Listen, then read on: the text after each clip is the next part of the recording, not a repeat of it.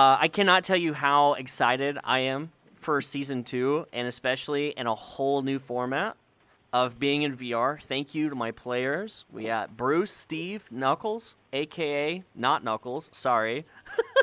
I always call you by another nickname. I apologize, Balrog. These three guys have gone through a lot to get here, and I want to say thank you to going through Season 1 with me, and now we're in Season 2, and I am so excited to start this off. There's a lot of catch-up and a lot of things, so, are you guys ready to be packed in with a full 2 to 3 hour session of some D&D? I feel like we're a little rusty, but I feel like we're good. I'm ready. Let's do it. Do it. All right. At the end of the day, I just want to say thank you to all of our listeners out there. You guys are awesome. Thank you in any way that you consume this media. I appreciate it, whether or not you're on just watching through YouTube or listening in the podcast form or watching on live Twitch. I mean, I just thank you. Your listen means the world to us, and we hope to get a little bit bigger and ultimately do something a little bit different and strange, which is playing in VR. So, Season 2. Why don't we go ahead and go around, and I want you guys to kind of give a little bit of an intro, not your backstory thing that we talked about, but just like who you are, what you're playing, introduce you as a person as well as the character. And Bruce, if you would start us off. Hello, my name's Dustin. I am playing Bruce Rockbear. I'm a barbarian. And then what else did you want to know? Sorry, I missed some of that. Tell us about the character. Tell us about Bruce. Right. So Bruce is a pit fighter. He was a slave, and he freed himself. After our last big battle, I'll go into a little bit of what Bruce is doing now. In our new world, Bruce is wanting to become a hunter of monsters. So he's joined the local Hunters Guild when he's out doing that. Not the backstory that we just talked about. I just said that. You did. I'm sorry. Just so, Focus. Season 1, Bruce. Just give me in a sentence, what did Season 1 Bruce do? Where did you start off and where did you end? Let's do that. Oh, okay. Sorry. So Bruce started out joining the group. We were pirates, forced to be pirates. And we ended up freeing ourselves from that and ended up joining, I actually can't remember the guild of people that we joined. It's fine. Yeah. It is early. I am so sorry. But anyway, ended up going on an adventure with the guys, and we had lots of fun, and we ended up here. Okay. Sorry. I was not the one to start with. I'm not ready. That was bad decision was number horrible. 1. Get some WD-40 on that story. That was bad. All right. Balrog, tell us about who you are as a person and then player. What's up, adventurers? Nick here. I am a level 9 Dragonborn Paladin. I voice Balrog the Conqueror. As far as Season 1, he really developed as a character, I think. Pretty late in the game, I would say, which is okay. I mean, this is the Raw podcast. So I think that I think that it was a really fun journey. Super stoked to get Season 2. I know Oscar is too. And yeah, let's get it popping. Sounds good to me. Steve. Yeah. So I play Steve. He's a deeply depressed, just so sad tax accountant because he can't be an accountant anymore. He got in trouble. He killed a whole bunch of people. And at the end of last season, I ate a god, kind of, which we're going to have to deal with at some point, I feel like. And yeah, I'm excited to see what kind of bullshit my sad accountant can get up to in this season. Why don't the three of you run over to the bar, grab some of the drinks, bring some of the mugs over here. Let's fill this table with some mugs. And while you guys are doing that, I'm going to tell us a little bit about what we are doing today. So one of the main things for Season 2 specifically that I want to focus on is that the time that has passed is very important. I love watching Steve try to drop these mugs. Balrog, Yes. get off the table. You better knock give me off my mug. Give me one mug. I want one of yours. And I You got a can't- mug right there. Balrog, that's a shield. Jesus Christ, let me have this. That's out Yeah. there. All right, everybody take a seat. You get the dirty glass. Shit down. Shit. What are you doing? Okay. Knuckles, what are you doing? There we Okay, go. There we go. Oh, man. All right, so Season 2, we are starting off 6 months in the future. Where Season 1 ended, where we were on a ship, you were whisked away from, as Steve so eloquently put it, the God Killer. You essentially changed an entire plane of existence.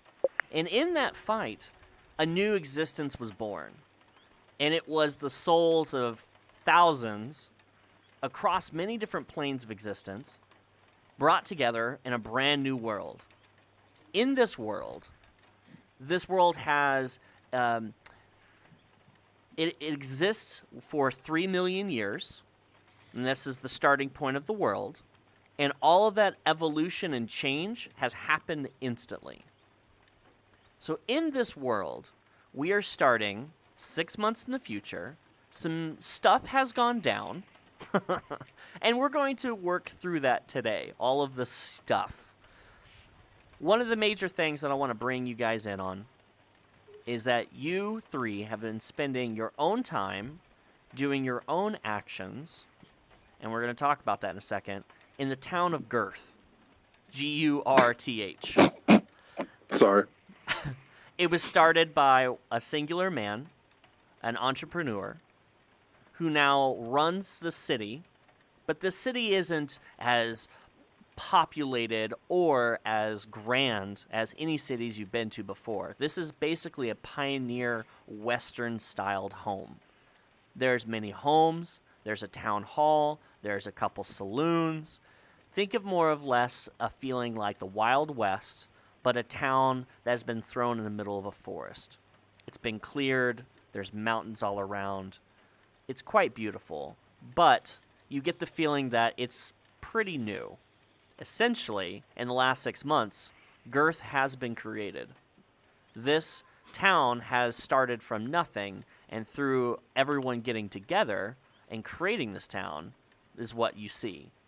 So what I want to start off with is just talking a little bit about, and we've talked a little bit about this, of what you guys wanted to do for the last 6 months, right?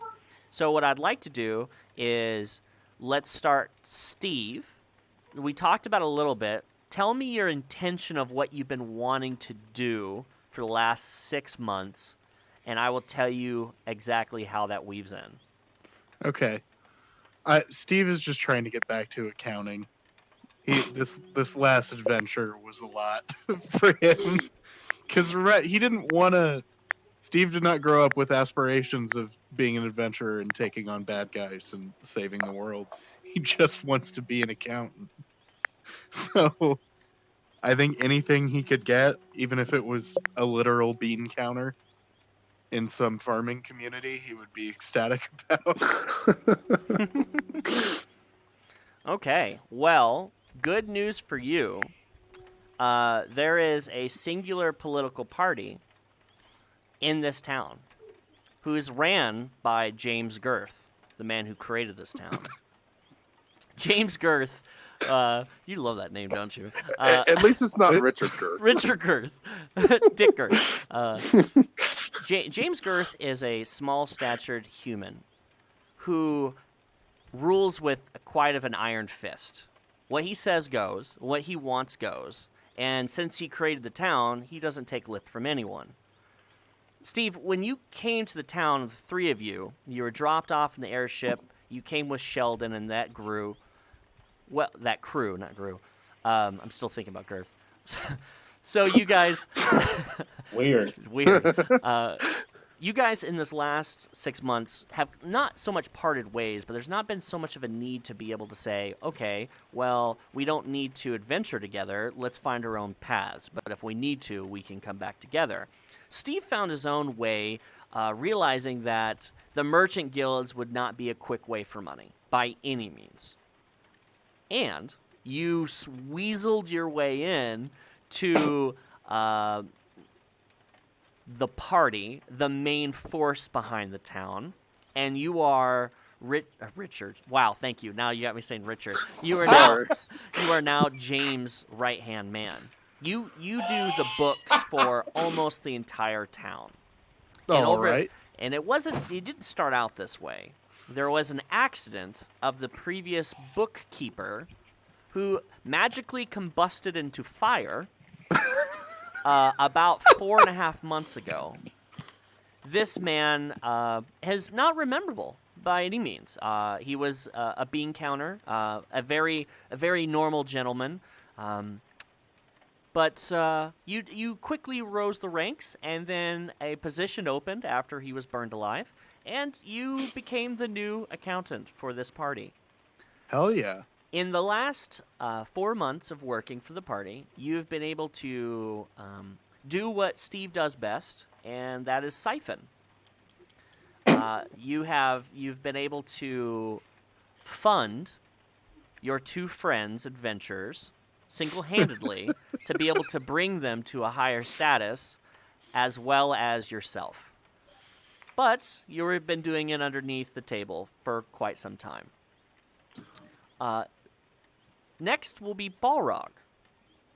What was the intention? The intention was to own a family business of some sort. Family business. Any particular family business that you were looking to obtain? Oh yeah, it was a brothel. A brothel. Did you have a name? Nice family brothel. A nice family brothel, kind of like a Twin Peaks, or maybe like a. I'm picturing like Chuck E. Cheese, but instead of the animatronics, it's just all. It's just women of Scores. all. Yeah. Yeah. Okay. Yeah. Absolutely. It does have a name, and it's called the Red Sickle. The Red Sickle. Absolutely. So Balrog, starting off, you were looking throughout the town, and you were trying to figure out where you fit in. You wanted to be a part of something larger than yourself. You knew that the three of you kind of had a way of infiltrating the system, and you wanted to figure out what your way was. Well, just comes to find out that the way this town is ran is you can't get anything unless you have some currency, or if this party gives it to you. Currency or the ability to open a store. So you went to Steve, and you were looking for some help, and essentially Steve was able to acquire some funds that started the Red Sickle. And how long has the Red Sickle been in business? Did you start it quite recently? Is this a grand opening kind of scheme? Yes. Okay. So we have a grand opening in one day, and the the Red Sickle has been putting up posters all over town saying, "Oh, if you're looking for a good time, we're the New World's Fun. Please come by. Half off BOGO discounts for dances," things of that nature. Open 24/6 for you. BOGO discounts. You have quite a few exotic dancers. The dancers go from all types of races. Now, this melting pot of a town that you guys live in, finding proper dancers where you would hope to have high-end dancers, they don't really exist. So you have about the C squad of a normal dancing facility, but it's the best that you can have, and people Dancing facility. you have the best that you can get. Now, some are Big Berthas. Some Yeah. are, orcs. Some are. Yeah. There's one The worst. Dragonborn, but Ooh. you have made her yours, so she is the Oh. proprietary Wench. wench of the owner, which is thyself. So She would be the madam. yes, she is the madam of this, and I will let you name her whatever you want to name her. Oh, this can only end well. Yep. With the red sickle being the name of this joint, I can only imagine what you're about to come up with. Bring it back to me. Bring it back Okay, to me. all right. I'll bring it back to you. And so you have been preparing for the last 4-ish months. After Steve got his position within the party, he started funneling you money, and this entire time it's taken the funds to be able to open this oh my goodness, I can't speak. This facility, let's put it that way. So, that is what you've been doing for the last 6 months. Brucey, what was your intention for the last 6 months? Bruce would like to join the Hunters Guild if there is a local monster hunters guild, and he would like to be hunting monsters this time. Okay. So, this is a perfect time to explain a little bit about the currency and the currency of it in general. So, the town where you have had a currency of gold, this currency only exists on this plane of existence. Gold doesn't mean anything because no one's going to make it when gold's not going to buy you anything. So a currency was built by James Girth, because the creatures on this plane of existence, even though it seems like a jungle out there, the plane is controlled by creatures that are monstrous and quite nightmarish. These are not rabbits and go-lucky little creatures. These are meshed together power essence from the world's creation through years of evolution has created a whole new set of monsters. And when these monsters are killed, you can harvest essentially their essence. And for the time being, we're going to call that their core. It comes out like an organic mass, disgustingly red, as it acts like their heart. But it's from everything that the creature is made from. Every creature has a core. This core can be brought back and refined into the size of a marble, and this marble is pure essence. Now, the essence itself has only one denomination of money. So you might see somebody walking around with a bag full of marbles, but essentially each one of those is a core. There are, like I said, there's no denomination, so if you have 5 cores, that would get you quite a bit. Now, you have to understand that getting a core is extremely dangerous. 1, you have to kill the creature. 2, you have to harvest the creature. And 3, the creatures are insanely powerful. So the types of people that are brought onto this plane all of a sudden were not so much deadly hunters. So the hunters themselves are pretty rare. Well, the party in this town has cornered the market. They send out the few hunters, they gather some low-level monsters, they take their cores, they refine them, and then they distribute the cores equally for people who have businesses, food, and these cores can be used for a number of things. You can use them to purchase equipment, higher-end equipment, but then again, you have a monopoly inside this little town ran by James. So, with that understanding, Bruce, you have found a way to get a hold of the few people that are going out and they're coming back. Multiple people have gone out because of wit's end, poverty, not so much poverty, but they want to change their life. There isn't any poverty here. People always are fed by the party, but that doesn't mean that people don't have aspirations to be more, do more. They're just getting by. So the people that think, oh, there's a little bit of training, I can go out into the world and essentially kill a couple creatures, and that's the big money ticket. I can get off this, or I can go start something, or build a house. Well, they go out, and they go out in groups, but then they don't come back. So because of this, you found that there's a couple of hunters specifically that have always come back. Now, they have always worn the same type of attire, and this is normal for you as you walk around. Each of the party members, the James clan, let's put it that way, they all have a band around their wrist, kind of like a little sweatband. It's a single color, and they always, when they go somewhere, everybody, they bow with a little bit of respect. People get out of chairs to allow people with the bands where they want. They have total control, and people are quite scared of this. They're scared of the people and what the party can do because with no repercussions, they can do whatever they want. So, you have found your way in a bar and drank with these couple of hunters multiple times, and then finally, with a little bit of sly action, which is you going, I can fucking fight, have gone out on a couple hunts with them, and you have proven your worth. And so every time you go out to hunt, they take the cores for themselves, but you are a part of the group. Now, this is rare because they haven't asked you to join the party yet. Right. But they know that you have skill, and they'd rather not lose you as a fighter, but rather, if they need to, they could ask.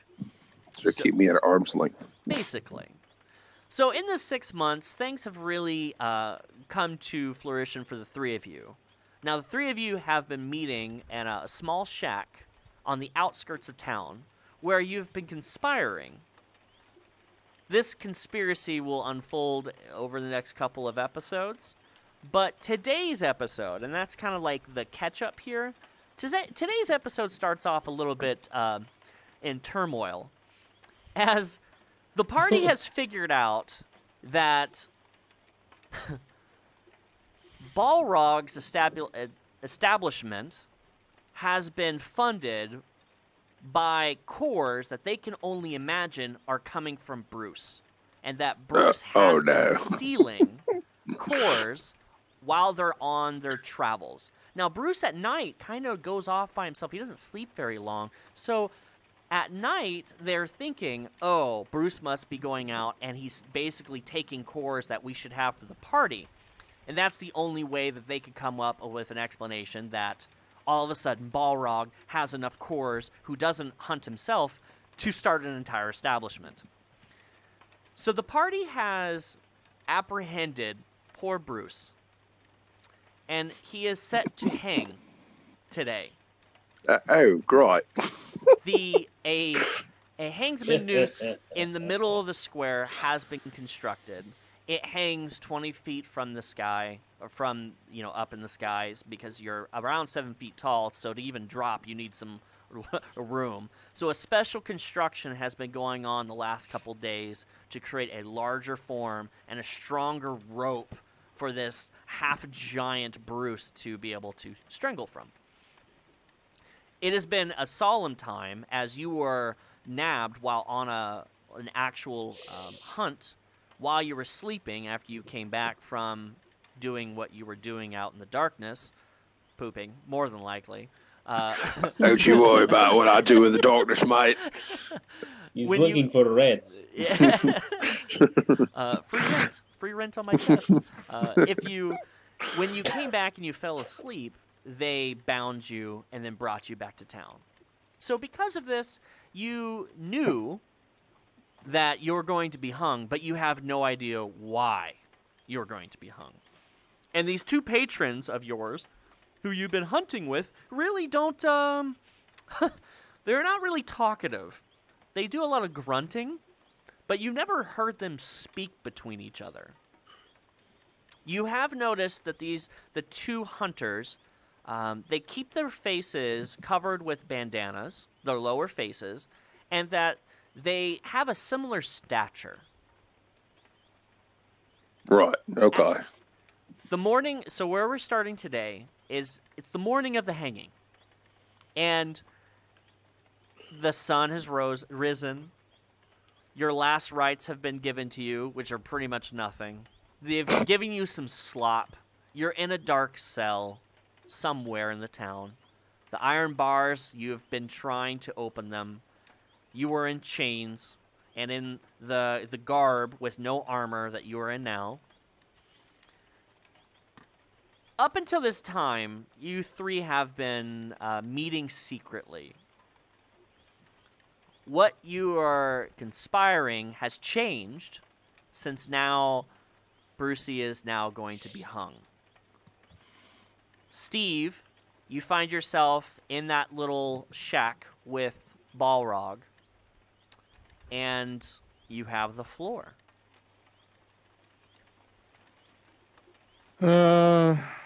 I mean, we should probably go get him, right? To clarify, do we know that he's been at this point? Yes. All of town knows that Bruce is going to be hung at noon. Quite a spectacle.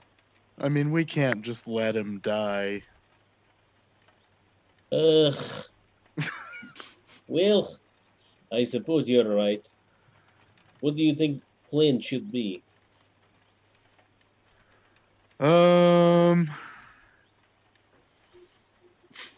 Maybe I can try to talk him out of it. So this is good. Let's get all bad ideas out of the way first. Hey now. I'm Girth's right-hand man. I'm glad that joke finally come out. All right. I can talk to him. But what if this plan fails? We can't exactly walk through the front door. Why don't you loft an idea then? I did one. All right, I will try to. How about this? I distract guards because I am not very familiar in this land. I am quite spectacle myself. Maybe I can lure guards into my brothel and distract them for a good time. You hear some scratching outside of your shack. Squawk, squawk, squawk! Which is the sound that somebody's coming as you've put Oscar outside of the shack to kind of watch. And you hear a couple guards go by and they go, "Hey, that's kind of weird, right? Like, why is there an ostrich out here? Is it a monster? Squawk, squawk, squawk, squawk! It's a noisy bastard, though. I don't have my dagger on me, though. All right, let's just, oh no, it's charging us. And they're going to run away as Oscar charges after these two guards. Go ahead. I mean, we should probably. Should we get out of shape or what? Yeah. We're not exactly in here for a good time. No, let's go. Unless you want it to be good. Nah, we should probably go. Yeah, let's go. All right, let's get out of here. All right. Shack's shaking. Steve, are you heading to James? Yes. Okay, so you're going to go talk Girth to James. himself. Mr. Girth. Knuckles, where are you heading to? So I'm going to go. I'm just going to go into town, and I'm going to go up to the guards that are watching over Bruce in the noose. Okay. So and then I'm going to try to get them over to my brothel. So Bruce is not in the noose. Bruce is in a cell. Shit. He hasn't. Well, hello, Steve. He hasn't gone to the noose yet. It's not noon. It's very early in the morning.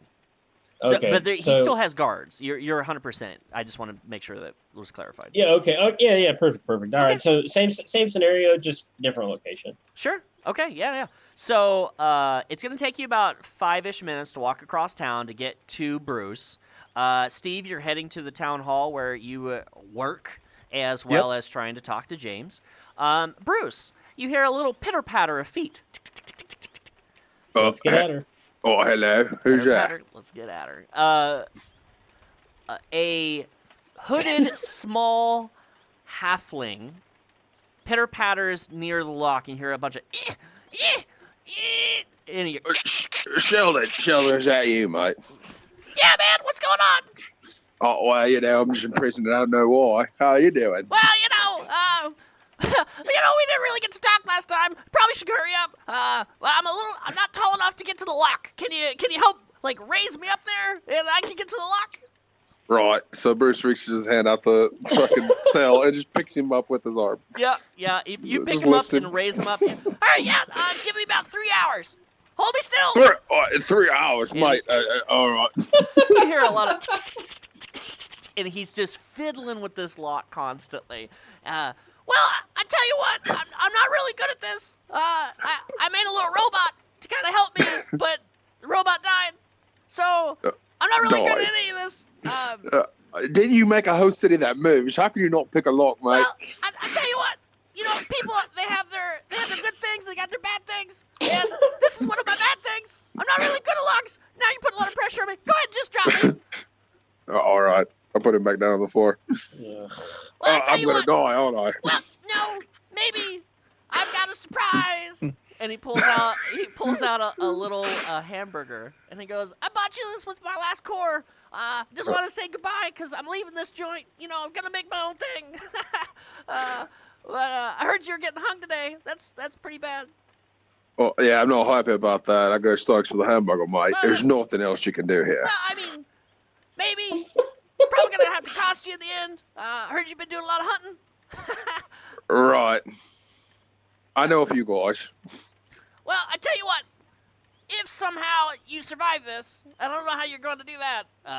And as he's talking, the door to your cell just kind of goes and opens Oh, just sweet. slightly.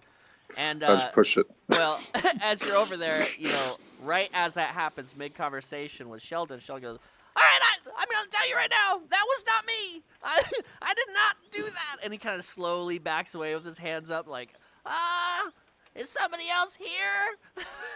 Like, really paranoid. And as soon as you open the door a bit, the door then shuts directly back in your face, and you're back. Oh, man. All right, I know what's going on here. I've been had. And he runs up the stairs. Oh, thanks for nothing, Sheldon. Bye, mate. You hear I don't really like that little guy. Yay! Oh, Petrol. Is that you, mate? It is.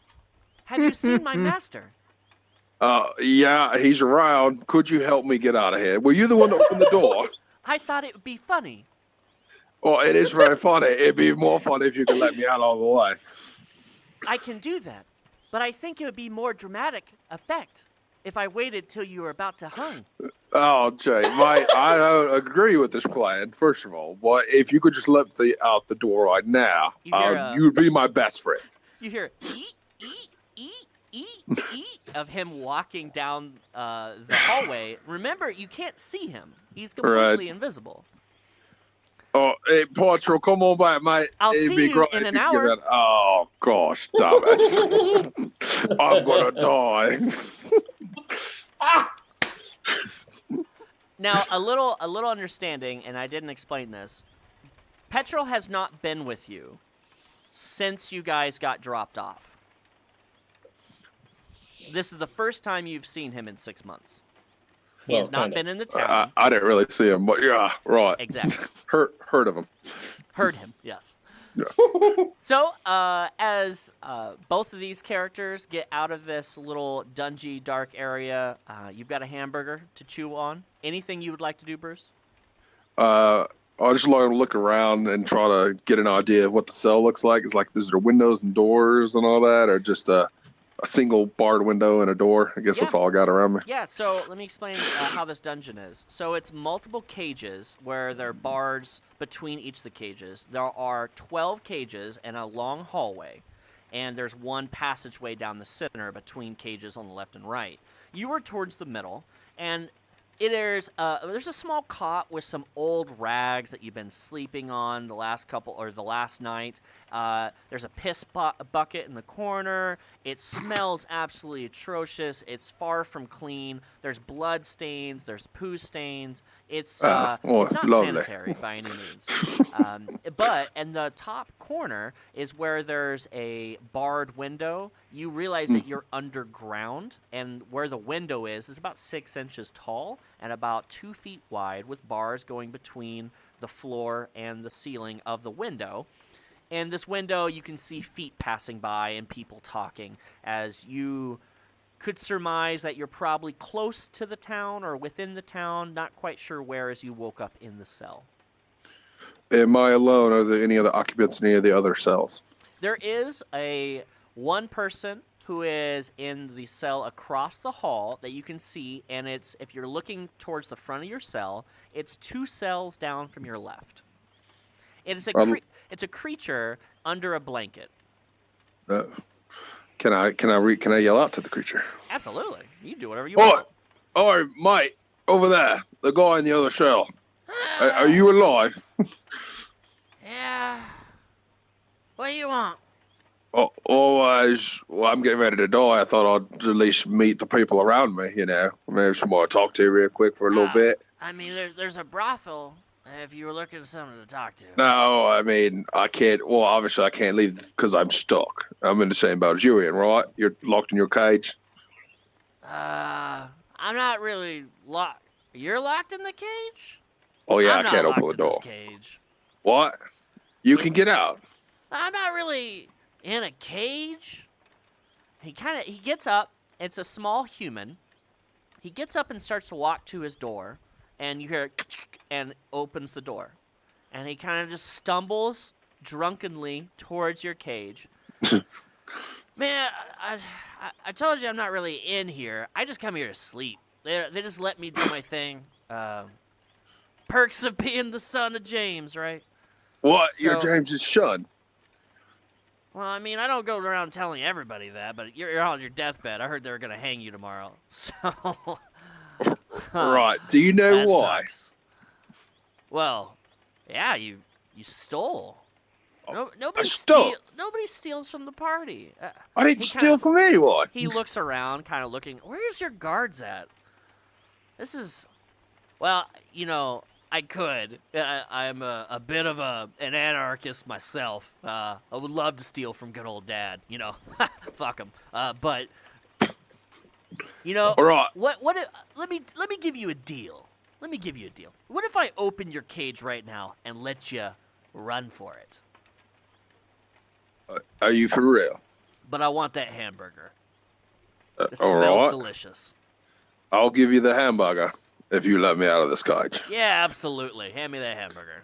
Here you go. He takes the hamburger and starts just nomming down like he hasn't had a meal in at least a couple weeks. And you hear a all right, man, deal's a deal. Just know if you run out those doors and they catch you, they'll kill you right where you stand. Oh, I'm gonna die anyway, right? So what's your fucking point? Well, I mean, a hangsman noose, that's not bad. I mean, choking to death. I mean, sometimes I choke myself in my own home for a different reason. But I would much rather go out by, hanging than being cut down. I tell you what. Do you like ladies? I love the ladies. Well, I have a friend that owns a brothel. If you're not aware of this, I could probably hook you up with a lifetime deal if you could get me out of here without having to kill anyone. I love a good ogre. I don't know if he can get me that specialty, but I do love an ogre. I'll see what I can do. Single eye cyclops. Oh, baby. All right, yeah. Okay, all right. What if I put this cloak over you and we act like one person? Okay? Follow me here. I get on your shoulders and we walk out of this bitch and you take me to this brothel and we find some ladies. You and me. And we go to town. Oh, that sounds great. Is that going to work? Fuck if I know, man. I'm telling you right now, as sure as shit, that hamburger was delicious, so I'm already full. Jay, aren't you James's son? Can't you just go out there and tell him, hi, I need to get this guy out or something, or distract him and say, hey, guys, there's an intruder over there or something. I don't know. That's a great idea. I cannot believe I didn't think of this. If anybody asks, I came up with this idea. That is gold, my friend. What's your name, man? Oh, What's your name? my name's Bruce. I'm Bruce Rockback. Bruce. Nice to meet you. Nice to meet you. I'm Philly.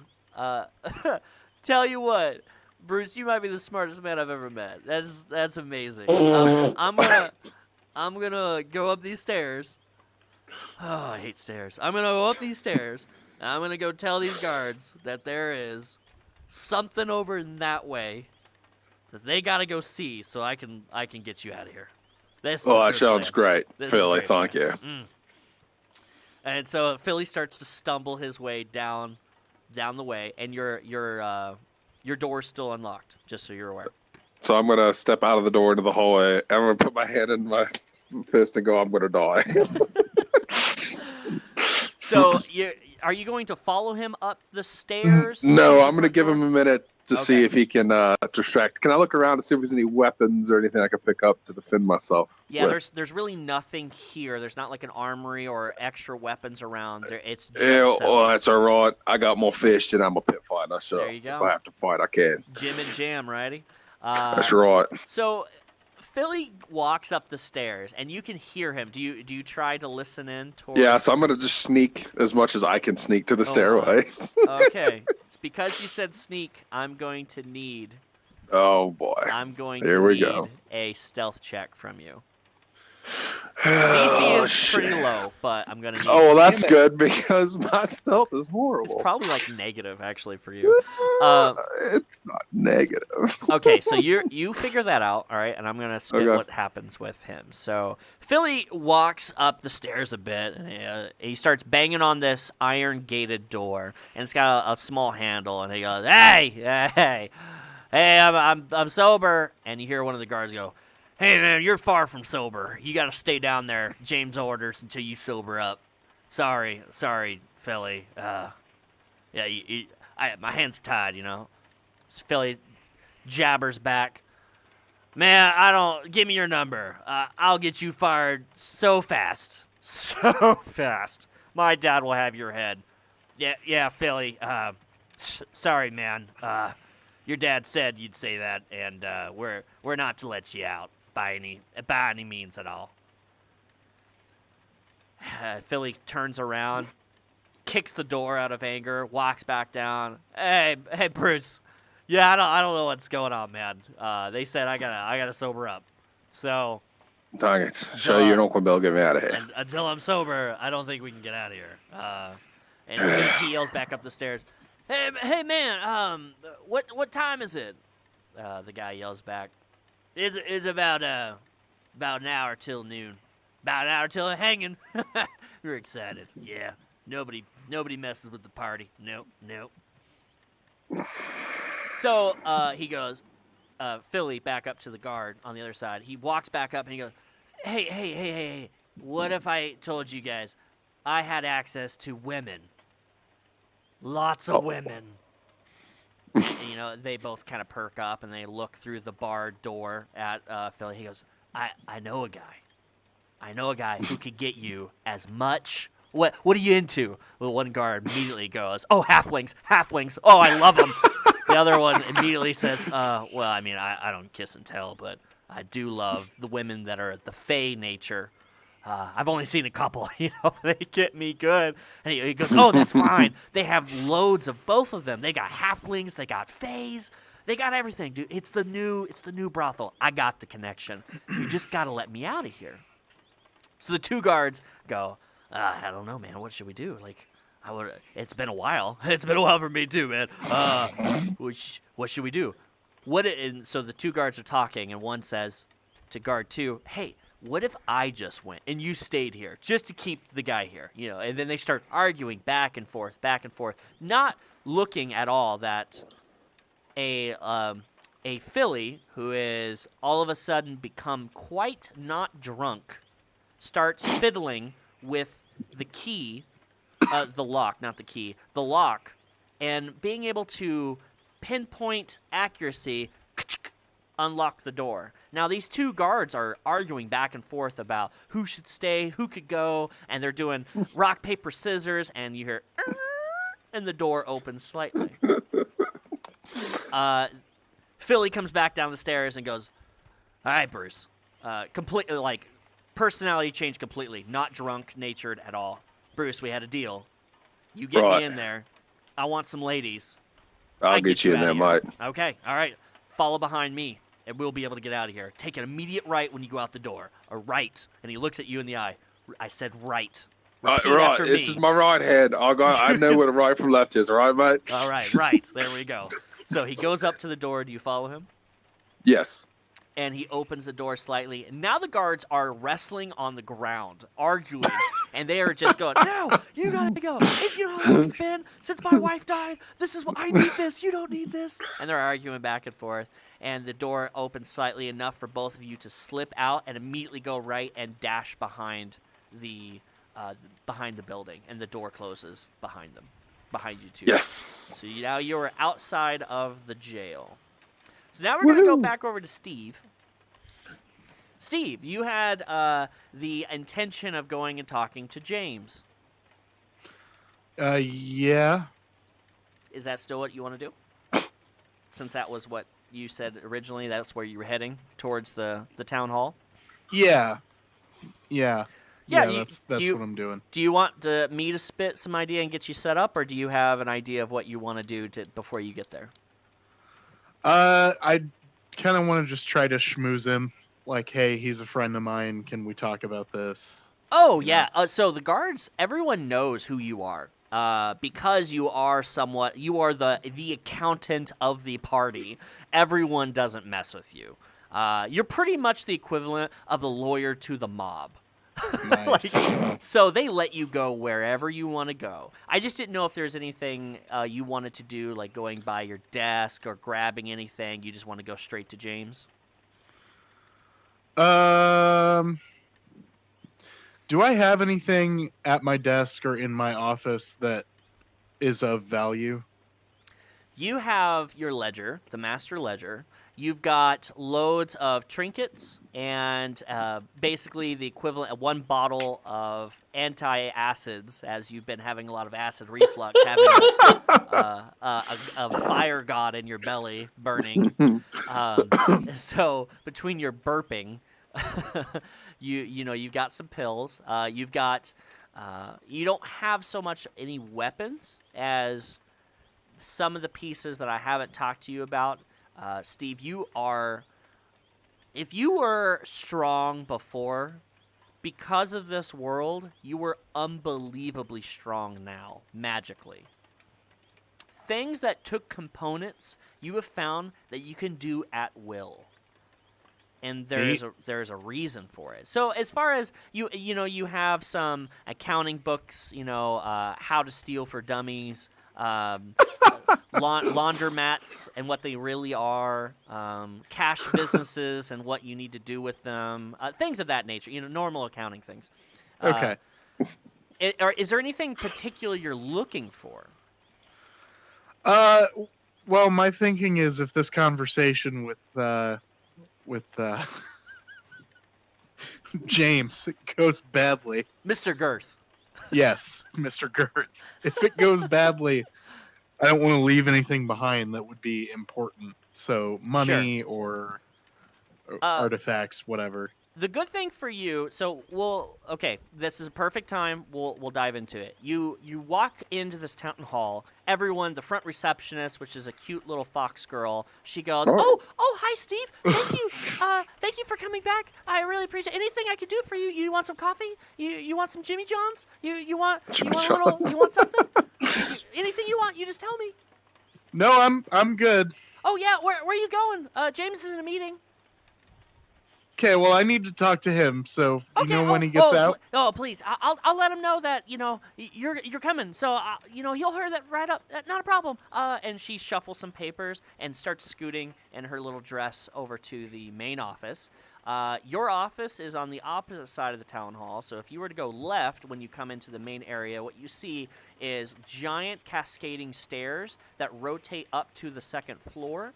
On the left side is you have the main two offices. On the right, you have facilities, IT, security, things of that nature, and then your office as well. And it's towards the back. So you head on back to your office?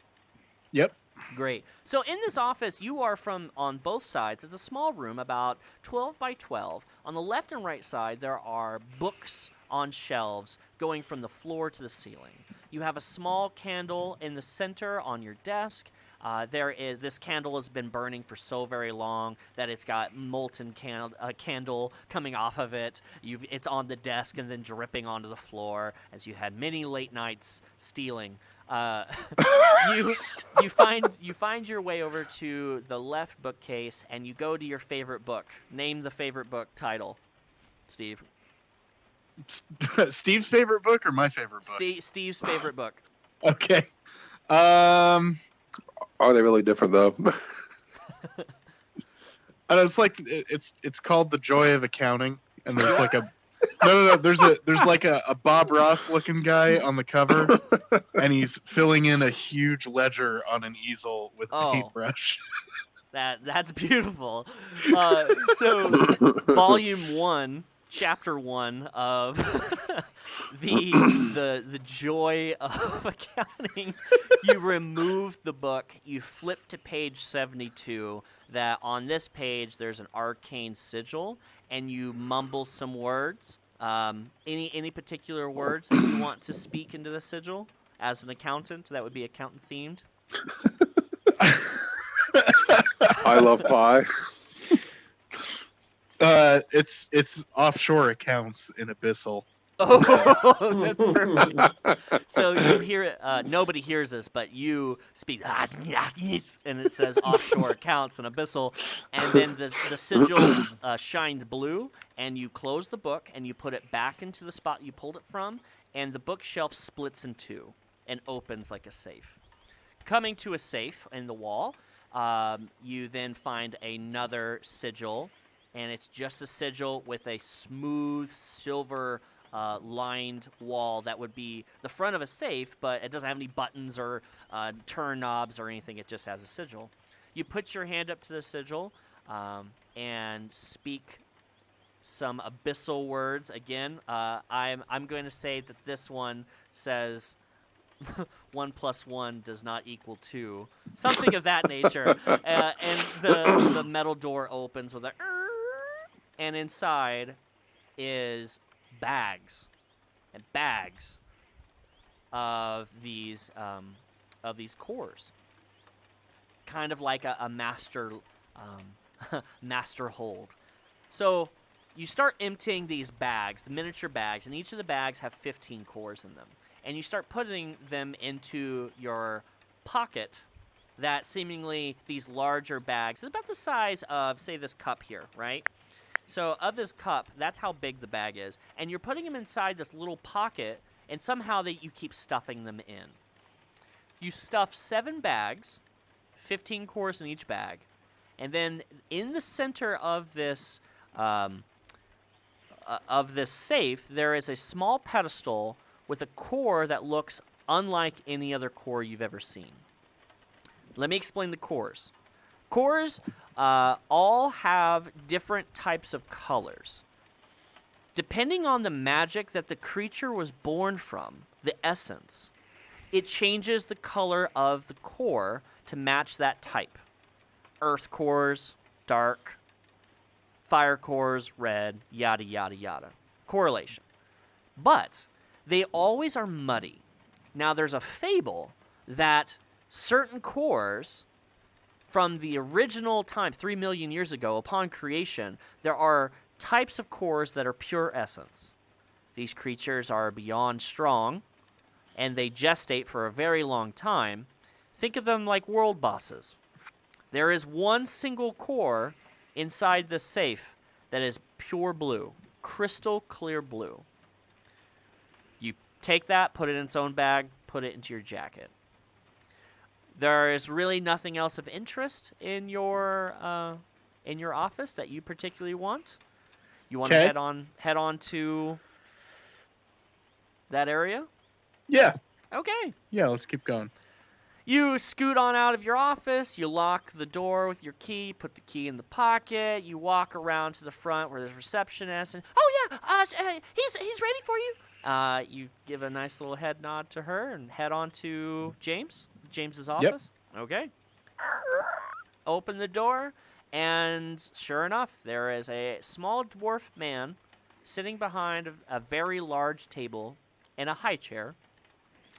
And it spins around, and you hear, "Hey, Steve!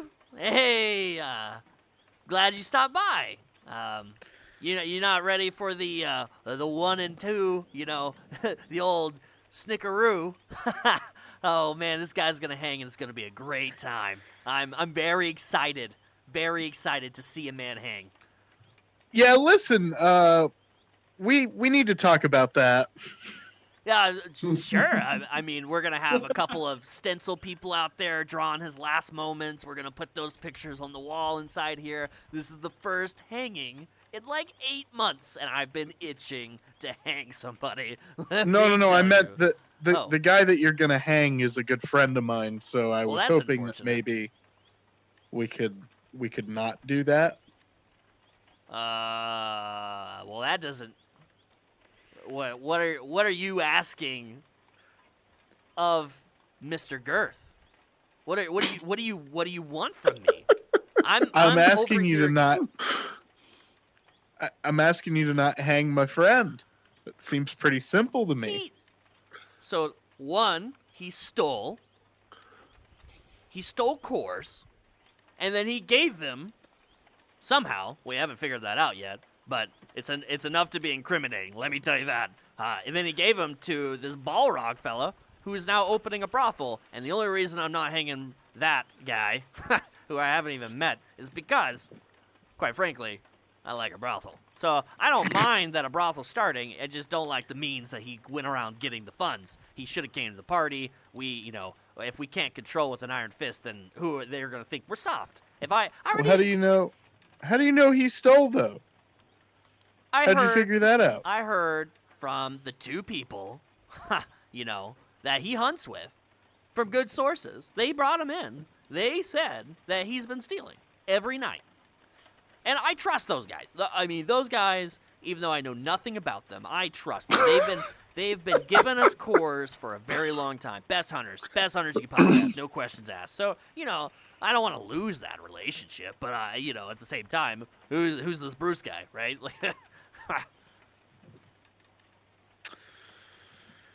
Well, I guess you don't need an accountant anymore then, do you? Whoa. Pump your brakes. Pump your brakes there, Mr. Steve. Pump them. Because I, Mr. Girth, really need your numbering. I can talk to people, but I can't do the numbers. That's unfortunate then. If you're going to kill my buddy, I'm not going to hang around. Well, why don't you get off the table? I'm asserting dominance. Whoa.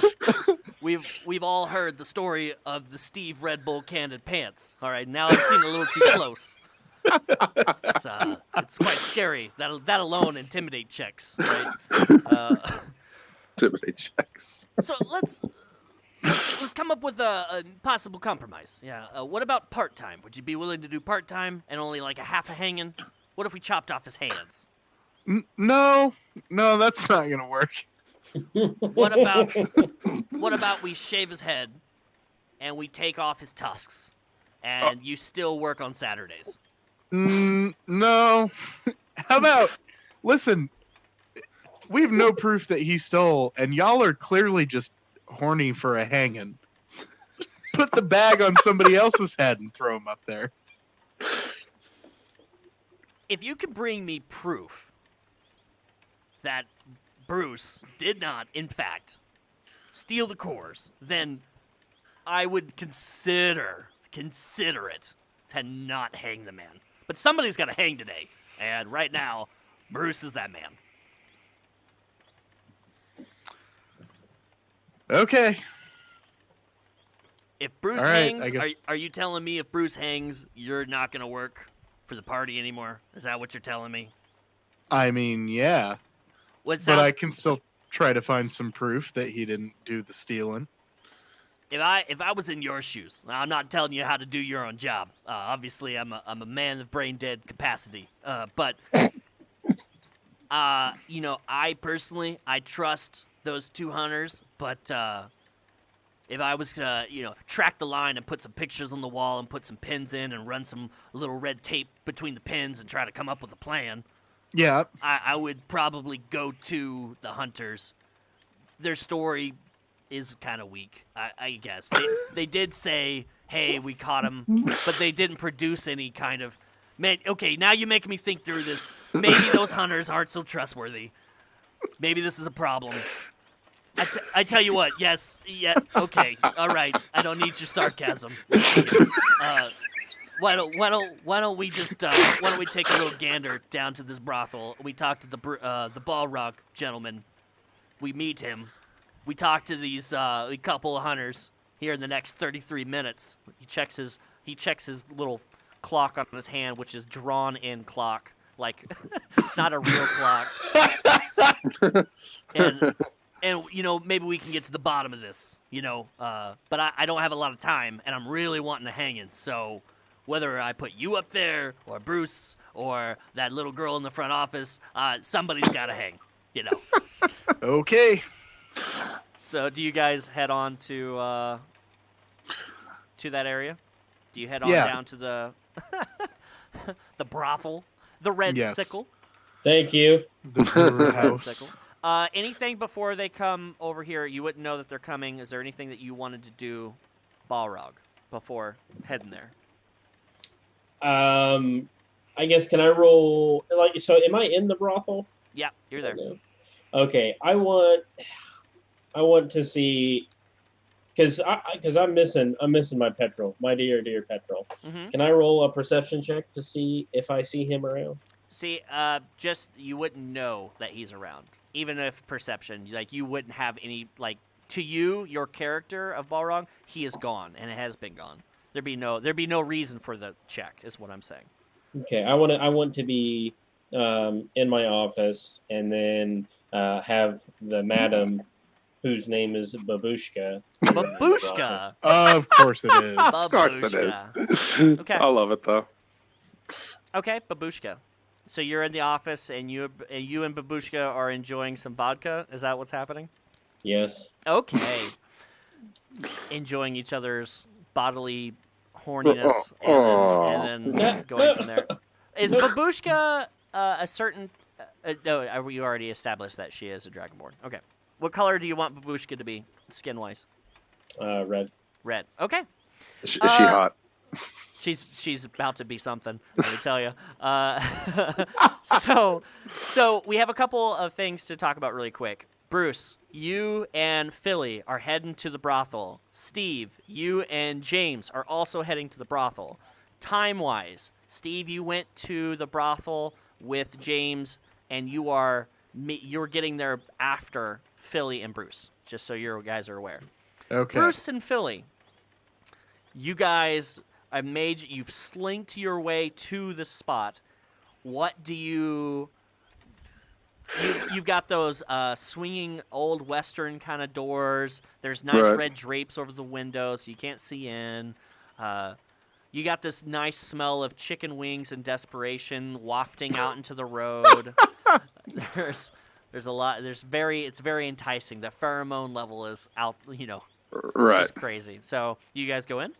Yes, and just so I know, I'm assuming all the whores know who I am, and they know that I'm friends with Mr. Balrog, correct? No, they do not. Because really? You've been Okay. hunting, and this is the opening. And that so makes they don't sense. know anyone. Okay, gotcha. All right. So I know that Balrog owns this place, so I'm going to look for him. Okay. Yeah, a big bouncer, ogre gentleman is at the door, and he just kind of puts up his hand. Who are you here to say? Oh, I'm here to see Balrog. I'm a personal friend. You can ask him. My name's Bruce.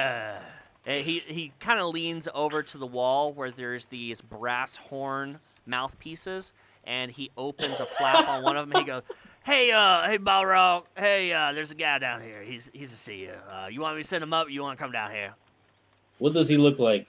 Big, green, and stupid? Well, that's pretty accurate, right? Yeah. He's small, but he's green. He's small to me. Well, here, I'll show you some more, mate. He's a little pipsqueak for the most part. I could toss him on the street if you need me.